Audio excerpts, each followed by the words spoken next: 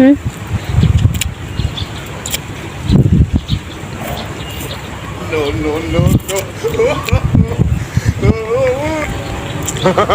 Para siyang mangga.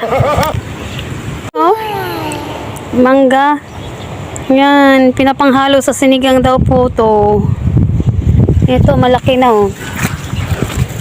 Tinanim lang yan to. Nakat to eh. Pinutulas, tinanim ni nanay na buhay na oh. Okay, si nanay, ang taas na malunggay oh. Kailangan putuli na siya. Yan, ang daming malunggay. Ayun, sa taas kasi hindi na maganda yung dahon niya eh. Kailangan putuli na para yan. Hindi na kasi maabot oh. Napakataas na ng kanyang ayan, puno. Ayan. Kaya nga taas na.